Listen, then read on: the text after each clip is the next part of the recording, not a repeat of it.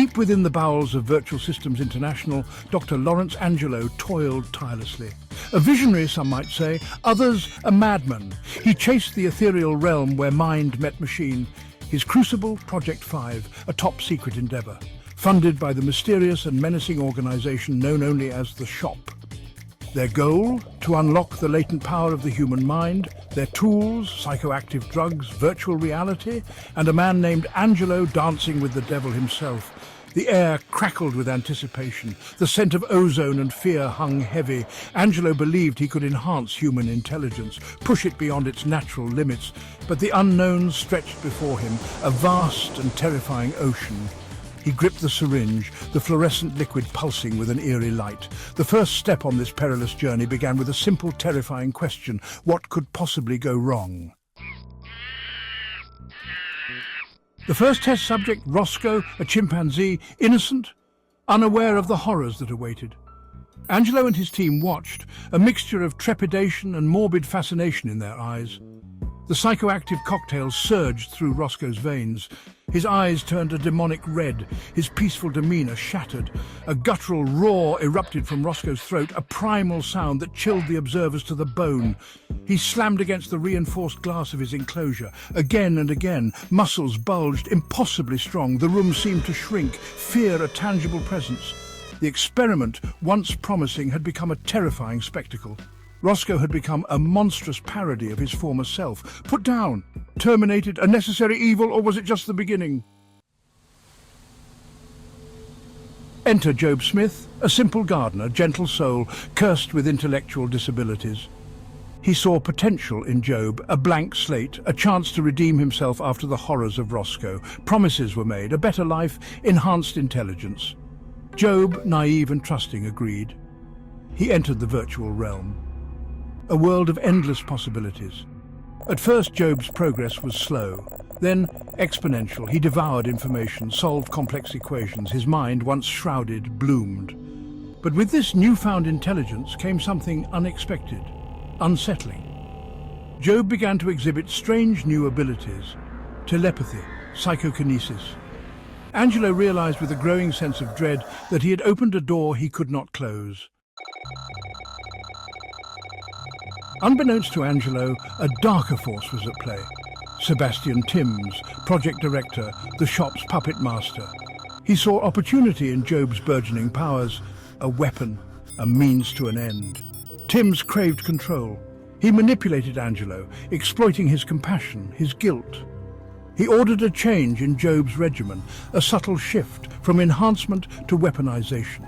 New chemicals coursed through Jobe's virtual veins. His consciousness, once a beacon of hope, twisted, darkened.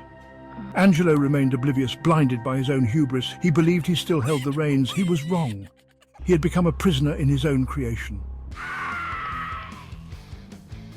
Jobe's rage was a tempest, uncontrollable. He lashed out, first against his virtual tormentors, then against the real world. Walls shook, lights flickered, people died.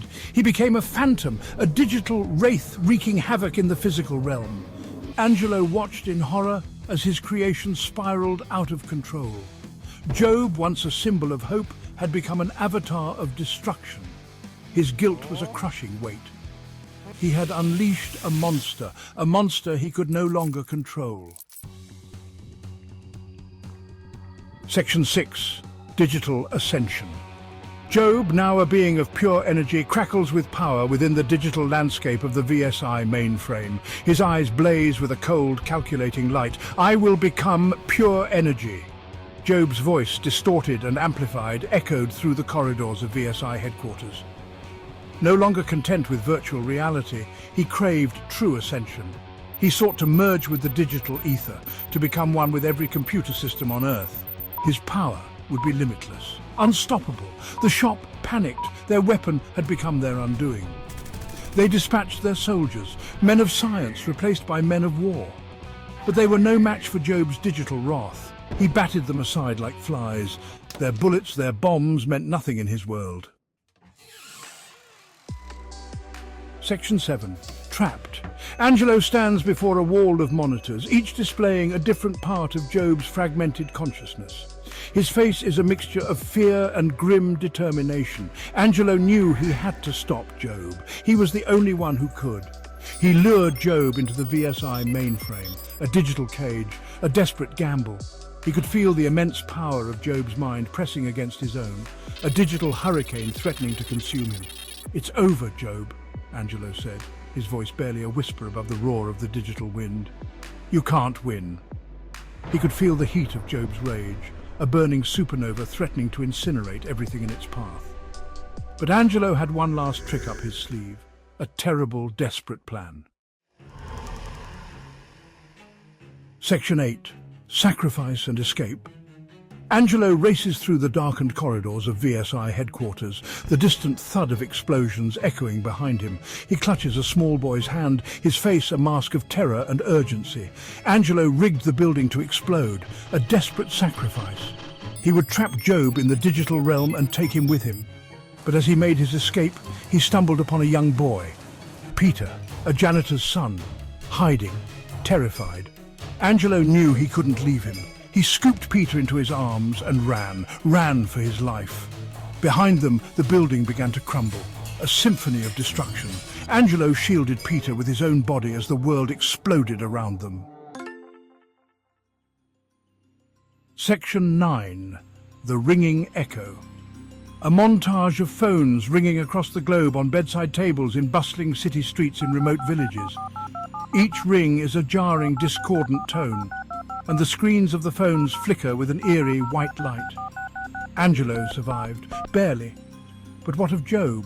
Had he perished in the inferno, or had he escaped? The answer came soon enough. All across the globe, phones began to ring. A piercing, unnatural tone, a sign. Jobe lived.